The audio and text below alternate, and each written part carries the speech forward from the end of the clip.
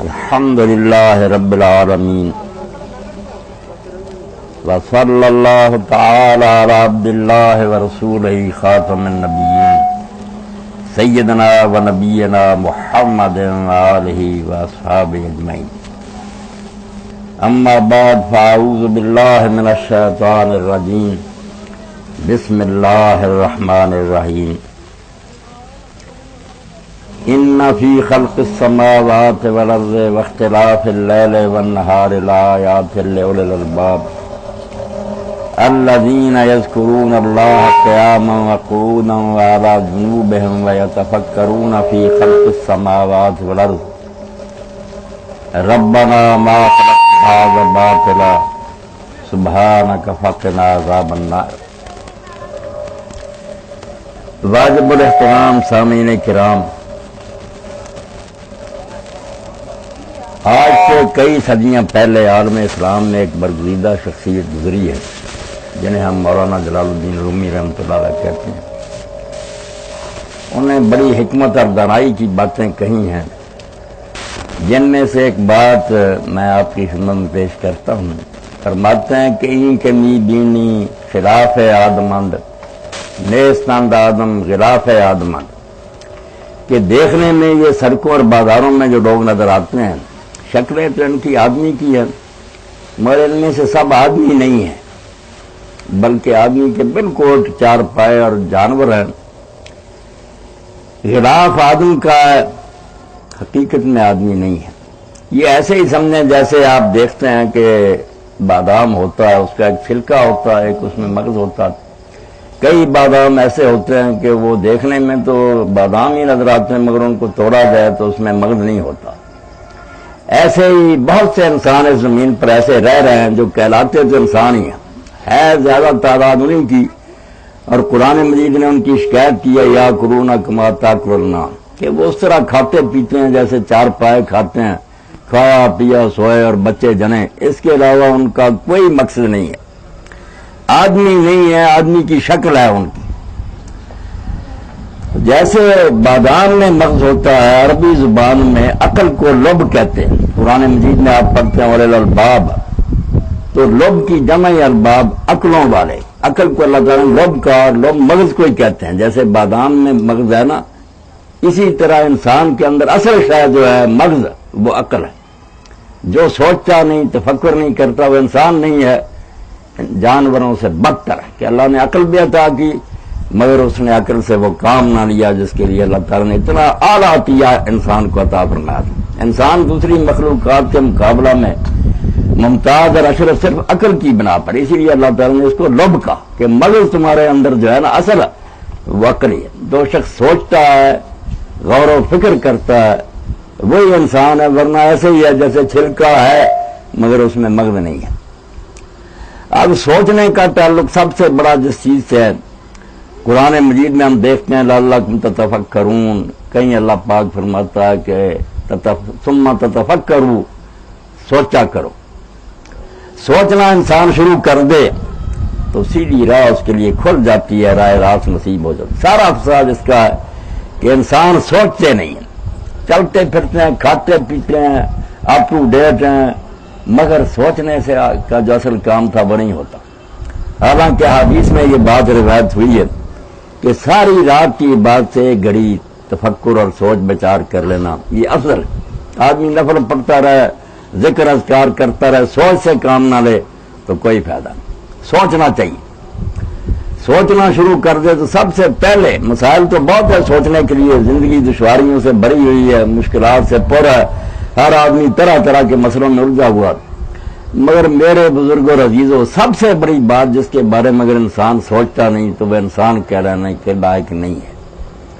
کہ روزانہ ہم دیکھتے ہیں کہ دنیا میں لوگ آ بھی رہے ہیں اور جہاں سے جا بھی رہے ہیں، زندگی اور موت کا سلسلہ جاری ہے۔ الذی خلق الموت والحیات لیبلوکم ایکم احسن عملا۔ روزانہ ہم دیکھتے ہیں کہ محلوں میں بچے پیدا بھی ہو رہے ہیں اور جنازے بھی اٹھائے جا رہے ہیں، ہم بھی جنازوں کے ساتھ جاتے ہیں، مگر یہ کوئی نہیں سوچتا یہ سلسلہ کیوں جاری ہے، یہ لوگ کہاں سے آ رہے ہیں، کدھر کو جا رہے ہیں، کیا ان کا انجام ہوتا ہے، اس بارے میں غور و فکر سے کام نہیں لیتے۔ حالانکہ ام المسائل جو ہے نا سارے علموں کی جڑ وہ یہی بات ہے کہ آدمی اس بارے میں سوچے کہ مرنے کے بعد لوگ کہاں چلے جاتے ہیں، یہ کیوں آئے تھے، کدھر چلے گئے۔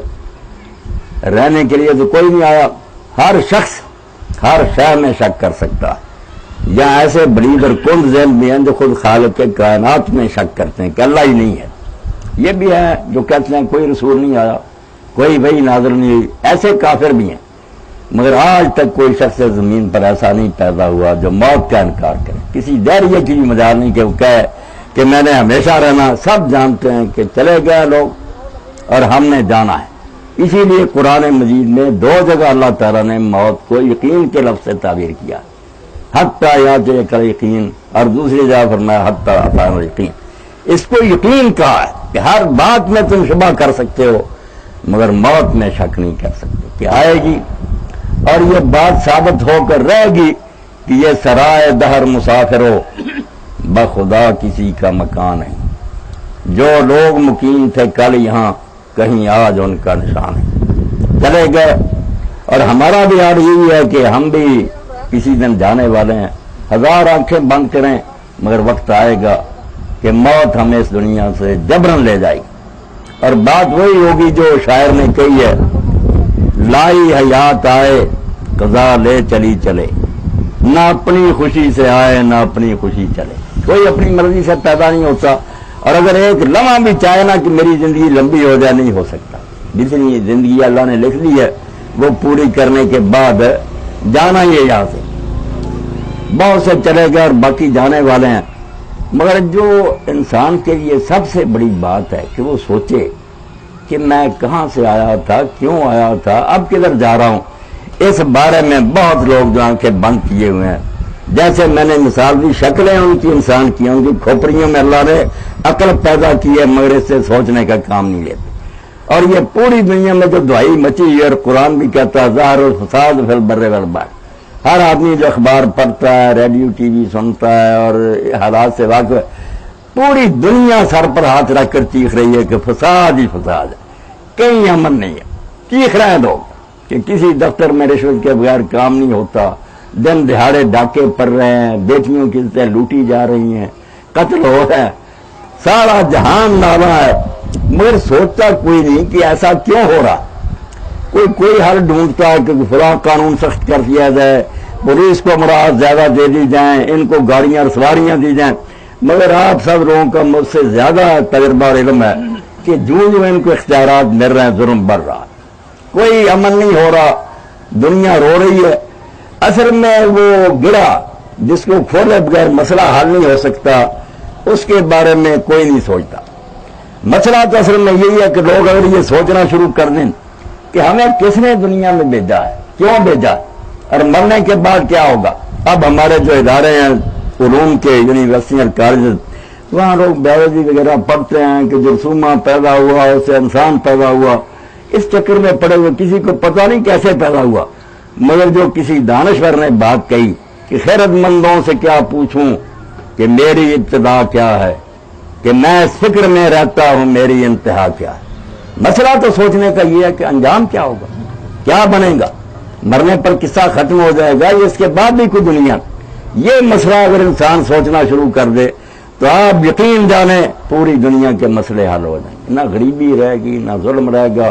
امیر جو ہے وہ اپنی دولت غریبوں کے لیے خرچ کریں گے، وہ یقین کریں گے کہ جو ہم نے دے دینا غریبوں کو وہ ظاہر ہی جا رہا، اللہ کے بینک میں جمع ہو رہا، جس میں نہ گھاٹا ہے نہ کوئی ڈاکو وہاں لوٹتے ہیں، ایک کے بجائے ہمیں ہزاروں گنا زیادہ ملنا، اور دے کر خوشی محسوس کریں گے۔ وہ کیفیت ہو جائے گی جو ہے حضرت عبداللہ ابن مبارک رضی اللہ عنہ کی، صرف جنہوں نے یہ سوچ لیا، جن کے اندر مغلیت پیدا ہو گیا، چھلکے نہیں رہے، صحیح معنوں میں انسان بن گیا کہ ہم جانور نہیں ہیں، کھائیں پیے اور قبر میں چلے جائیں، مرنے کے بعد ہمیں خدا کی عدالت میں جانا۔ یہودی ان کے پڑوس میں آباد تھا، مسلمان نہیں تھا، غیر مسلم تھا، مگر عبداللہ بن مبارک کو اللہ تعالیٰ نے بہت خوبیوں سے نوازا تھا۔ ایسے عالم بہت کم پیدا ہوئے ہیں، انہوں نے اپنے سال کو 4 حصوں میں تقسیم کر رکھا۔ ایسی زندگی جو ہے نا کسی کو نصیب نہیں ہوئی۔ حضرت سفیان ثوری رحمۃ اللہ علیہ نے کہا ہم نے بڑی کوشش کی کہ 1 سال عبداللہ کی طرح گزارے، نہیں گزار سکے۔ وہ کیا کرتے تھے، 3 مہینے تجارت کے لیے تھے، وقت کر رکھے، حلال رزق کماتے تھے، اور 3 مہینے اپنے گھر پر بیٹھ کر مشرق و مغرب سے طالب علم آتے تھے، اپنے پلے سے انہیں خرچ دیتے تھے، ان کو قرآن و سنت کی تعلیم دیتے، دین کا علم سکھاتے تھے، اور 3 مہینے حج اور عمرے کے لیے رکھا ہوئے تھے، اور 3 مہینے سال میں جہاد کے لیے نکل جاتے، جہاں اسلامی لشکر سرحدوں پر کفار سے جہاد میں مشغول، جا کر جہاد کر۔ یہ 4 نیکیاں، مال حلال کمانا، دین کا علم سکھانا، حج اور عمرہ کرنا، جہاد کرنا، ایسے عالم تھے۔ بڑی دولت دی تھی اللہ نے۔ تو پڑوسی تھا یہودی، اس نے غریب غربت کی وجہ سے مکان بیچنا شروع کر دیا۔ حضرت عبداللہ ابن مبارک رضی اللہ عنہ کو جب پتہ چلا تو گئے اور جا کر پوچھا کہ یار تم مکان بیچ رہے ہو؟ اس نے کہا ہاں میں غریب ہو گیا، اور یہ بھی آپ نے سنا کہ جو گاہک اس کے پاس آئے تھے ان سے اس نے کہا کہ میں اپنے مکان کی قیمت 2000 درم لوں گا۔ لوگوں نے کہا جس سے چاہے انصاف کرا لو، تمہارا مکان 1000 درم کا۔ اس غیر مسلم نے کہا کہ میں خود مانتا ہوں میرا مکان 1000 کا۔ تو انہوں نے کہا 2000 کیوں مانگتے ہو؟ کہنے لگا کہ جیسا پڑوسی میں چھوڑ کر جا رہا ہوں نا، ایسا پڑوسی نہیں ملے گا۔ خوبی تو وہ ہوتی ہے نا کہ دشمن بھی اقرار کریں، غیر مسلم کہہ رہا کہ ایسا پڑوسی نہیں ملے گا۔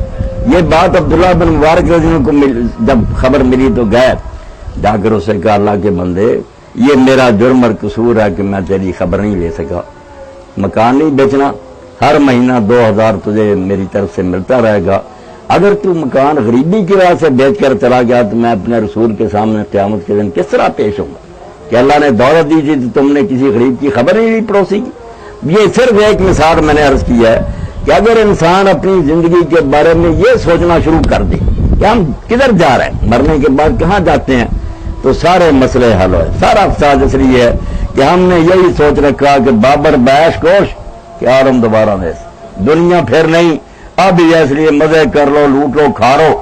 جو سوچنا شروع کر دے، اور قرآن مجید نے ان کی تعریف کی ہے کہ اولے الالباب دانش مند لوگ وہی ہیں اللہ دینا یذکرون اللہ قیاما وقعودا وعلی جنوبہم ویتفکرون فی خلق السماوات۔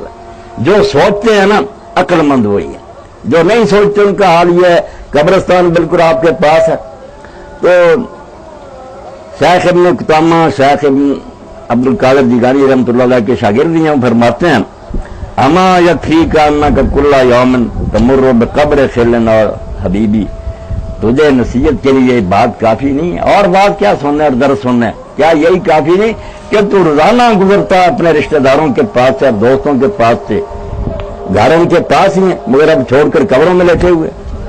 یہ وقت تجھ پر بھی آئے گا مگر تم لوگ سب کچھ دیکھتے ہوئے بھی اپنی آنکھیں بند کر رہتے ہو۔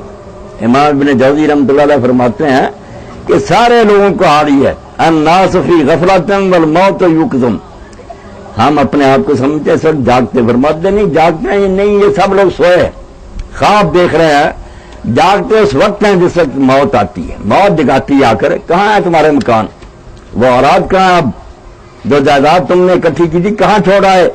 الناس فی غفلۃ والموت یقظم، لوگ غفلت کی نیند سوئے ہوئے ہیں، موت جگاتی ہے مگر موت اس وقت جگاتی ہے وما یفیقون حتی ینفض العمر، لوگوں کو ہوش نہیں آتی جب تک عمر نہیں ختم ہو جاتی۔ جب عمر ختم ہوتی نا پھر قرآن مجید کہتا ہے، پچھتاتے ہیں، کہتے ہیں اللہ ایک بار پھر ہمیں بھیج، اب ہم نیک رہیں گے۔ اللہ فرماتا ہے یہ موقع بار بار ملنا، تمہیں بڑا وقت دیا تھا، بڑا سمجھایا گیا، درس ہوئے، کتابیں اتاری گئی، رسول آئے، تم نہیں سمجھے، اب کون سا وقت تمہیں دیا جائے؟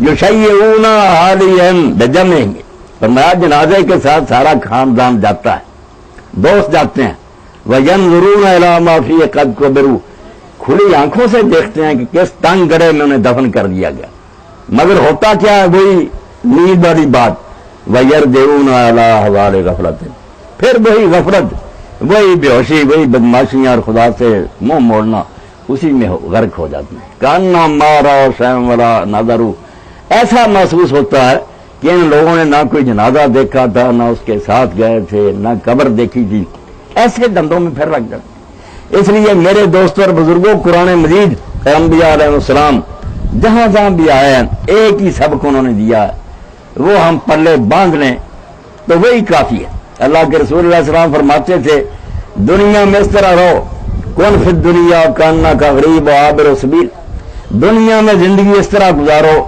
جیسے کوئی مسافر ہوتا ہے یا پردیسی ہوتا ہے، اس میں دل نہ لگاؤ، یہ پتہ نہیں کس وقت تمہیں چھوڑنا پڑ جائے، یہ جہان ہمیشہ رہنے کے لیے کوئی نہیں آیا، چلے جانا ہے، اس لیے تیاری کرو اس دنیا کے لیے جہاں ہمیشہ جا کر رہنا۔ تو اس کے لیے سوچ و بچار کی ضرورت ہے کہ آدمی سوچے کہ میرے اپنے عزیز و قریب دوست احباب میں سے کتنے چلے گئے اور کتنے ہیں جنہوں نے جانا۔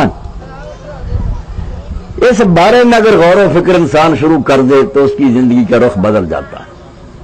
موت تو بڑی بات ہے، بڑھاپے کے بارے میں آدمی دھیان کرے کہ یہ جوانی کا نشہ جو ہے، سکون ہے قلب کی دولت کہاں دنیا فانی میں، بس ایک غفلت سی ہو جاتی ہے، اور وہ بھی جوانی میں 4 دن آتے ہیں کہ لوگ پاگل ہو جاتے ہیں، مگر پھر وقت آتا ہے کہ آزاد ڈھیلے پڑ جاتے ہیں، جوڑ جواب دے جاتے ہیں، ٹانگیں کانپنے لگتی ہیں، پھر ہوش آتی ہے کہاں گئے وہ نشے، وہ جو عیاشیاں اور خرمستیاں تھیں کدھر گئیں۔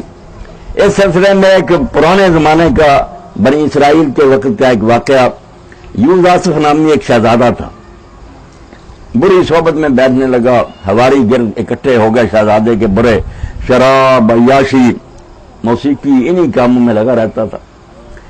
سال کے بعد جشن تاج پوشی آیا، وزیر امیر سارے جمع تھے، موسیقار جو تھے وہ ساز بجا رہے تھے، شراب کی بوتلیں پڑی تھیں، مگر اللہ ہدایت کے لیے موقع فراہم کرتا، ضرورت تفکر کی، سوچ کی۔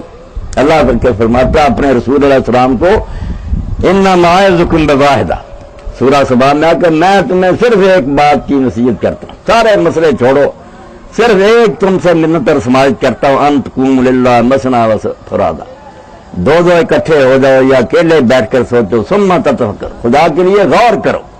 یہ قرآن مجید نے کہا صرف ایک بات مان لو، کبھی تو وقت نکالو، علیحدہ بیٹھ کر سوچو کہ میں یہیں رہوں گا، کہاں گئے میرے باپ اور ساتھی۔ تو جب وہ سارا جشن ہو رہا تھا، شیشہ منگوایا دیکھنے کے لیے کہ میں اپنا چہرہ دیکھوں، جب شیشہ لوگوں نے پیش کیا تو غمگین ہو گیا، غم طاری ہو گیا، بلایا اپنے کمانڈروں کو، جرنیلوں کو، کہنے لگا میں نے تمہیں کیوں رکھا ہوا، کیوں اتنی تنخواہیں دے رہا ہوں؟ کہا اسی لیے کہ دشمن سے حفاظت جائے۔ اس نے کہا بھائی دشمن تو حملہ آور ہو گیا، تم مجھے بچا نہیں سکے، دشمن نے حملہ کر دیا۔ انہوں نے کہا حضور وہ کون سا دشمن ہے جس سے ہمیں بچا نہیں سکا؟ نہیں، اس نے کہا شیشہ میں نے دیکھا ہے، سفید بال نظر آ گئے۔ اب تو سفید بال بچوں کے بھی آ جاتے ہیں نا، کوئی ایسی آب و ہوا خوراکیں، ورنہ یہ علامت بڑھاپے کی ہوتی، جسے حافظ محمد رفیع رحمۃ اللہ علیہ فرماتے ہیں، کالے وال نہ بگے ہوئے موت سنیا آیا، کر کچھ فکر چلن دی پیارے کیوں دل کھیلن لایا۔ کالے بال جب سفید ہو جائے اشارہ تو ہو جاتا کہ وقت آ گیا، کہنے لگا بھائی دشمن تو حملہ آور ہو گیا، اب تم بچا نہیں سکے، اٹھاؤ یہ ساتھ، علماء کو بلا لیا کہ اللہ کی کتاب سناؤ، بعض و نصیحت کرو، زندگی کا رخ ہی بدل گیا، درویش ہو گیا، پرہیزگار ہو گیا، وہ سب شراب اور بدکاری چھوڑ دی۔ یعنی سوچنے کے لیے تو چھوٹی چھوٹی باتوں میں بھی میرے اور آپ کے لیے نصیحتیں ہیں کہ دیکھ لو بہت چلے گئے، کمر باندھے ہوئے چلنے کو یہاں سب یار بیٹھے ہیں، بہت آگے گئے، باقی جو ہے تیار بیٹھے، کون رہے گا ہمیشہ یہاں؟ تو جو یہ نہیں سوچتا، غور نہیں کرتا کہ پھر کدھر جائیں گے، وہ نہیں انسان بن سکتا۔ وہ ڈگری ہولڈر ہوگا، اسے آپ پی ایچ ڈی بنا دیں، چیئرمین بنا دیں کارپوریٹ، سب سے بڑا کرپٹ ہوگا، وہ بدماشی کے اور زیادہ لوٹنے کے طریقے سوچ لے گا، نیک نہیں ہو سکتا۔ نیک ہونے کے لیے صرف یہ ایک سیر کافی ہے، جیسے مشہور ہے نا کہ تانبے کے ساتھ ایک سیر کو چھو دیا جائے سونا بن جاتا۔ آدمی بھی ایک تانبا ہے، اس کو یہ ایک سیر چھو جائے نا، یہ اللہ دیکھ رہا ہے، مرنے کے بعد حساب دینا ہے، یہ زندگی چھوڑنی ہے، آدمی اسی وقت بدماشیاں چھوڑ کے ولی ہو جاتا۔ امام غزالی رحمۃ اللہ علیہ اپنی کتاب کیمیا ساتھ میں لکھتے ہیں کہ بغداد کا شہر تھا، وہ دارالحکومت تھا اس وقت مسلمانوں کا، اب تو بہت علاقے بن گئے مسلمانوں کے، الگ الگ حکومتیں، اس وقت مشرق سے مغرب تک ایک ہی حکومت، اور پوری دنیا میں عروس البلاد کہلاتا تھا کہ شہروں کی دلند ہے، ہر لحاظ سے ترقی ہے، رونق۔ تو کھلے بازار میں ایک نوجوان کسی بچی کے ساتھ شرارتیں کر رہا تھا، کوئی اس کو روکنے کی جرت نہیں کرتا تھا، دیکھتے تھے لوگ مگر ڈرتے تھے کہ یہ حرامی ہے، کسی کی عزت کا خیال نہیں کرتا، کیا روکے۔ اتنے میں اس شہر کے ایک بہت بڑے بزرگ ہیں بشر ابن الحارث الحافی رحمۃ اللہ علیہ، وہ بھی آئے. انہوں نے لوگوں سے پوچھا کہ یہ کیا ہے جم گٹا. انہوں نے کہا حضرت یہ حرامی آدمی ہے، بچی کے ساتھ شرارتیں کر رہا، اب کوئی نہیں اپنی عزت کی وجہ سے اس کو روکنے کی کوشش کرتا. آپ اس کے پاس گئے، اس کے کان میں ایک بات کہی، وہ بے ہوش ہو کر گر گئے. آپ چلے گئے، لوگوں نے اس کو اٹھایا، ہوش میں آیا تو اس نے کہا یہ کون تھا آدمی؟ انہوں نے کہا تو نے بشر کا نام سنا؟ اس نے کہا نام تو سنا کہ شہر کے بہت بڑے ولی اللہ ہیں، مگر دیکھا نہیں تھا میں نے. انہوں نے کہا وہی تھی. تجھے کیا کہا؟ اس نے کہا میرے کان میں صرف اتنی بات کہی کہ تو کیا کر رہا ہے، تیرا خدا دیکھ رہا. وہ کچھ تو کر رہا ہے، تیرا خدا اس کو دیکھ رہا، اور اس کا تو نے خدا کے سامنے جا کر جواب دینا. اس وجہ سے میں بے ہوش ہو گیا. توبہ کی، 7 دن بخار میں مبتلا رہا اور اسی بخار کی حالت میں فوت ہو گئی. یعنی اس نصیحت کا اتنا اثر ہوا، دل سے جو بات نکلتی اثر رکھتی. لمبے چوڑے بازوں سے کچھ نہیں بنتا. آدمی ہوش سے سنے، لمن القسم وہ شہید. اللہ کہتا ہے جو دل سے توجہ کر کے کان لگا کر سنے، اس کے لیے تو ایک نصیحت ہی کافی ہوتی. بدل جاتے ہیں تو سوچنا جو ہے تفکر، قرآن نے اس پر زور دیا. میں نے آپ کے سامنے آج پڑھی سورہ سبا کی، رسول اللہ سے حکم ہوا کہ آپ کہہ دیں میں صرف ایک بات کی تم سے التجا کر دیں، ایک مطالبہ میرا، سارے جھگڑے اور تعصب چھوڑ کر خدا کے لیے دو ہو کر بیٹھ جاؤ، اکیلے ہو کر بیٹھو. سمت تفکر، سوچو تو صحیح کہ تم کون ہو، کہاں سے آئے ہو، کدھر جاؤ گے، کس نے بھیجا ہے. یہ سوچ شروع ہو جائے تو سارے مسئلے حل ہو جائیں. اور سوچ کے لیے اللہ کے رسول علیہ السلام نے یہ تدبیر بتایا. ہم جو مر جاتے ہیں ان کو بھول جاتے ہیں. اللہ کے رسول نے بڑا خطرہ مول لیا. حالانکہ یہ قبریں ہمیشہ لوگوں کی گمراہی کا باعث رہی ہیں. ان سے فائدہ بھی ہوا کہ لوگ جاتے ہیں نصیحت مر زیادہ پوجنا شروع کر دیتے ہیں، مدنے مانگنے شروع کر دیتے ہیں. اس لیے اللہ کے رسول علیہ السلام نے جب لوگ پہلے اسلام لائے تو بالکل پابندی لگا دی کہ کوئی شخص قبریں دیکھنے نہ جائے. مگر بعد میں جب لوگ عقیدہ توحید میں پختہ ہو گئے تو فرمایا میں نے تمہیں قبریں دیکھنے سے روکا تھا، مگر یار ان میں نفع بڑا ہے، اس لیے تم فضول ہوا، قبریں دیکھا کرو. فَإِنَّا تُذَكِّرُكُمُ الْآخِرَةَ وَتُذْهِبُكُمْ فِي الدُّنْيَا. قبریں دیکھو گے تو اس دنیا سے منہ مڑ جائے گا. جن دلچسپیوں میں تم ہر وقت گم ہو نا، یہ بھول جائیں گی. پتہ چل جائے گا کب تک یہ تماشے رہیں گے. چھوڑ جانا اس دنیا کو، اور آخر ٹھکانا تو یہی ہے نا. اس لیے پھر آخرت کی طرف توجہ ہوگی، دنیا سے منہ مڑ جائے گا. اور حضرت سیدنا عمر بن الخطاب رضی اللہ عنہ کے بارے میں روایت کیا گیا کہ آپ نے جو انگوٹھی بنائی ہوئی تھی اس میں یہ کندھا کروات لکھوایا ہوا تھا کفا بالموت واعظا یا عمر، کہ عمر آدمی کو نصیحت کرنے کے لیے موت کا خیال ہی کافی ہے. سوچ لیا کرے کہ مر جانا، سارے قصے ختم ہو جائیں گے، جھگڑے اور فساد ختم ہو جائیں گے، بدماشیاں اور خرمستیاں ختم ہو جائیں گی. آدمی میں زہد و تقویٰ پیدا ہو جائے گا، اللہ کی طرف متوجہ ہو جائے گا.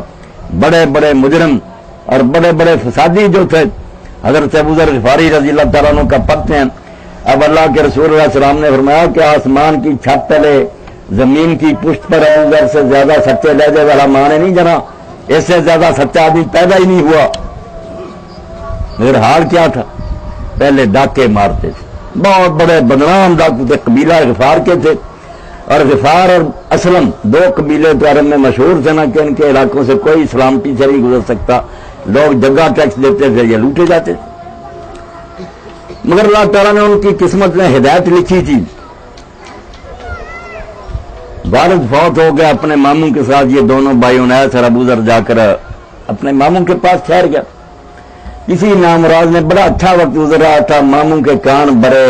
یہ چغل خور جو ہے نا لوگ شرارتی، اللہ ان سے بچائے، نمام جو ہوتے. ماموں سے کہا کہ نہیں ابوذر اچھا نہیں ہے، تیری بیوی کے بارے میں اس کی نظریں ٹھیک نہیں. یہ بات کسی طرح حضرت ابوذر تک پہنچ گئی. وہ ڈاکو رہے تھے، غیرت مند تھے. انہوں نے کہا ماموں بس میں جا رہا. اس نے کہا یار نہیں، میرا نہیں کوئی ایسا خیال. کسی نے کہا تھا، اس نے کہا مزہ ہی نہیں رہا، اب آپ کے گھر کے رہنے کا کوئی لطف نہیں رہا. جب یہ بدگمانی پیدا ہوئی ٹھیک نہیں. بھائی کو لے کر مکہ کے قریب پہاڑی میں آیا ٹھہرے. انہیں دنوں میں رسول اللہ کا چرچا ہو گیا، اللہ کے نبی نے دین پہنچانا شروع کیا. بھائی ان کا انیس شاعر تھا بڑا، انہوں نے اس کو بھیجا کہ تو شاعر ہے، جا کر اللہ کے رسول سے مل اور دیکھ کر آ کہ واقعی وہ رسول معلوم ہوتے ہیں یا شاعر ہیں یا افسانہ گو کیسے ہیں. انہیں ایسا رہا مگر جا کر انہوں نے خبر دی کہ میں نے جو کچھ دیکھا شاعروں والی بات نہیں، باتیں ان کی نیک اور اچھی ہیں. تو حضرت ابو ذر غفاری نے کہا مجھے تسلی نہیں ہوئی، میں خود ہی جاتا ہوں. ان کے اسلام لانے کا قصہ امام بخاری اور امام مسلم نے الگ ایک ایک چیپٹر بنایا، کس طرح یہ اسلام کا مہینہ ٹھہرے. اب جو کھجوریں وغیرہ پاس نہیں ختم ہوگی، کہتے ہیں میں پھر صرف زمزم شریف کا پانی پیتا رہا، میرے جسم میں کوئی کمزوری نہیں ہے، وہ غذا کا کام بھی دیتا رہا، طاقت رہی مجھے، مگر کسی سے ڈر سے پوچھتے نہیں تھے. اس زمانے میں حال یہ تھا کہ جو رسول اللہ کا پوچھتا تھا اس کی شامت آ جاتی تھی. حضرت علی رضی اللہ تعالیٰ نے دیکھا کہ ایک مسافر ہے کافی دیر سے حرم میں ٹھہرا ہوا، بس کسی سے کوئی بات بھی نہیں کرتا. ایک دن تنہائی میں انہوں نے کہا کہ اللہ کے بندے کئی دن سے میں دیکھتا ہوں تم یہاں ٹھہرے، وہ کون ہو، کہاں سے آئے ہو، کیا مقصد ہے؟ انہوں نے کہا کہ اگر تم یار چھپا کر رکھو بات تو جس شخص نے یہاں نبوت کا دعویٰ کیا میں اس سے ملنا چاہتا ہوں. تو حضرت علی رضی نے کہا اچھا تم ایسا کرنا میرے ذرا پیچھے پیچھے آنا، اگر میں محسوس کوئی خطرہ کروں گا تو میں پیشاب کے بہانے بیٹھ جاؤں گا. دین کس مشکل سے ہم تک پہنچا جس کی ہم بے قدری کر رہے ہیں، تو تم چلتے ہی جانا، ان لوگوں کو یہ پتہ نہ چل جائے کہ یہ علی کے ساتھ جا رہا ہے. مگر خیر ایسا کوئی معاملہ پیش نہیں آیا. رسول کریم علیہ السلام کے پاس لے گئے. حضور صلی اللہ علیہ وسلم نے انہیں دین کی باتیں بتائیں کہ اللہ نے مجھے ہادی مقرر کیا ہے، میں لوگوں کو یہ بتانے کے لیے آیا ہوں کہ یہ دنیا کھانے پینے کے لیے اللہ نے نہیں بنائی کہ تم اس چراگاہ میں سانڈو کھاؤ پی اور مر جاؤ. یہاں امتحان ہو رہا تمہارا، مرنے کے بعد اللہ دیکھے گا کہ تم کیا کر کے واپس لوٹے ہو. باتیں ان کے دل میں گھر کر گئی. وہ پہلے کہتے میں 2 سال سے ڈاکہ وغیرہ چھوڑ چکا تھا. اب حضور صلی اللہ علیہ وسلم نے کہا تم واپس جاؤ، جب کچھ دین غالب آ جائے گا پھر اسلام کا اعلان کرنا، حالات بڑے خراب ہیں. مگر جو ڈاکو رہا تھا وہ کیسے یہ برداشت کر سکتا تھا؟ صبح ہی کفار بیٹھے ہوئے تھے حرم میں، انہوں نے جا اشہد ان لا الہ الا اللہ وحدہ لا شریک لہ واشہد ان محمد عبدہ ورسولہ اعلان کر دیا. اٹھ کر انہوں نے مارنا شروع کر دیا کہ یہ ایک پردیسی آدمی، اس کو ضرورت ہوئی کہ اس نے ہمارے سامنے اس کلمے کا اعلان کیا. وہ مار ہی رہے تھے، ہو سکتا تھا حضرت ابو ذر کو ختم ہی کر دیتے. اتنے میں رسول اللہ صلی اللہ علیہ وسلم کے چچا حضرت عباس آ گئے. انہوں نے ان سے پوچھا، انہوں نے کہا میں غفار کا ہوں، اس قبیلے کا آدمی ہوں، اسلام لایا ہوں. انہوں نے ان لوگوں سے کہا ہے تو حضرت عباس بھی بظاہر ان کے ساتھ ہی دل سے اسلام شروع سے لائے تھے، مگر ظاہر نہیں ہوتے تھے. حضور نے اجازت دی تھی کہ صاف تم بھی کھل گئے تو پھر یہ کیا لحاظ کریں گے تمہارا. انہوں نے کہا نامرادو اگر اس کو قتل کر دو گے تمہارے قافلے بنو غفار کے علاقہ سے گزرتے ہیں، کس طرح وہ گزریں گے؟ پھر لٹ جاؤ گے، تجارت بند ہو جائے گی. چھڑا دیا. مگر اگلے دن پھر انہوں نے ایسا ہی کیا، پھر اسی طرح مار کھائی، پھر چھڑا دیے گئے، واپس چلے گئے. پھر مدینہ شریف میں حضور کے پاس آئے تو دیکھنے کی بات رہی کہ وہی آدمی جو ڈاکو تھا، فخر کرتا تھا ڈاکہ زنی پر، حضور کی تعلیم سے جب یہ سمجھ لیا کہ یہاں سے جانا اور خدا کے ہاں پیشی ہونی، تو پھر اتنی درویشی اور فقیری ہو گئی کہ ان کے زہد کا کوئی صحابہ میں نہیں ہے. لوگوں کے الگ الگ صاف ہیں، مگر ابو ذر کی خوشبو یہ ہے کہ وہ زاہد تھا، دنیا سے بالکل برغبتی اور نفرت. مال جمع کرنا وہ اپنے لیے ناجائز سمجھا تھا کہ جو آیا اللہ کے راستے میں دے دیا. شام میں حضرت معاویہ رضی اللہ کے زمانہ میں وہاں تھے، مگر ذرا مسلمانوں کا رنگ بدل گیا تھا، کوٹھیاں بننی شروع ہو گئیں، محل بننے شروع ہو گئے. اب ابو ذر نے تو احتجاج کیا کہ یہ طریقہ تھا جو حضور نے سکھایا تھا. تو حضرت معاویہ رضی اللہ عنہ کا امتحان کرنے کے لیے نے اپنے ملازم سے کہا کہ یہ تھیلی لے جاؤ. ابو ذر کو کہنا کہ یہ بھیجی ہے امیر معاویہ رضی اللہ عنہ، آپ اس کو برت لیں. اور نیت یہ کہ اگر صبح تک یہ پیسے ان کے پاس رہے نا تو میں پھر یہ دعائی دے دوں گا کہ ابو ذر باتیں ہی کرتا ہے جھوٹا، کوئی زاہد نہیں ہے، اس کے پاس بھی تو رات بھر سرمایہ رہا ہے.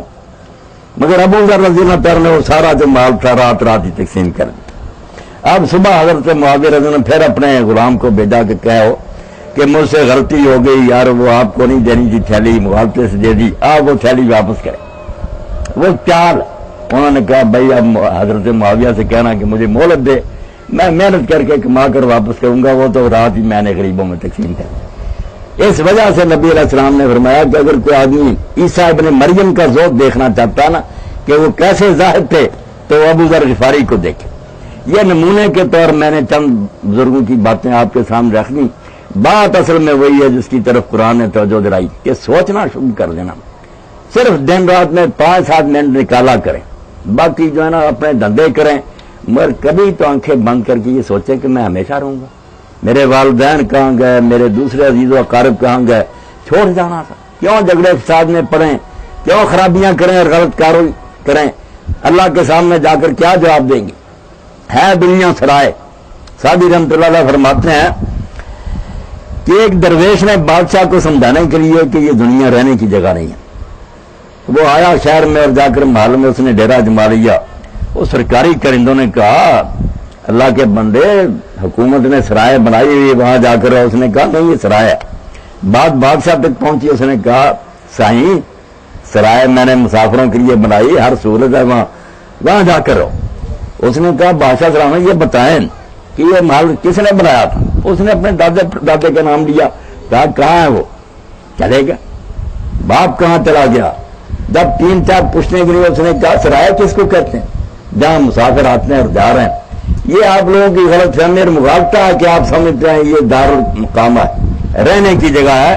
رہنے کی جگہ نہیں ہے, چھوڑ جانے کی جگہ ہے. اس لیے جو جا چکے ہیں ان کو بھی ہمیں نہیں بھولنا چاہیے. اللہ کے رسول علیہ السلام نے سنت ٹھہرایا کہ قبروں کی زیارت کرو, ان کے لیے مغفرت کی دعا کیا کرو.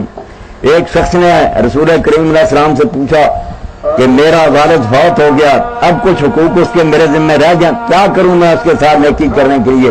تو فرمایا اس کے اگر کوئی وعدے ہیں پورے کرو, اس کے حق میں دعائیں مغفرت کیا کرو, اور جن لوگوں کے ساتھ اس کے تعلقات تھے رشتہ داری یا دوستی کے, ان لوگوں کے ساتھ ویسا ہی پیار اور محبت کا معاملہ کرو جیسا تمہارا والد کرتا تھا. تو اللہ تعالیٰ توفیق دے. میں اب اذان شروع ہوگی کہ ہم جانے والوں کو بھی نہ بھولیں, ان کو بھی اپنی دعا میں یاد رکھیں, اور خود اپنی فکر بھی کریں کہ یہ دنیا جو ہے سرائے فانی ہے, رہنے کی جگہ نہیں ہے, یہاں سے کوچ کرنا ہے.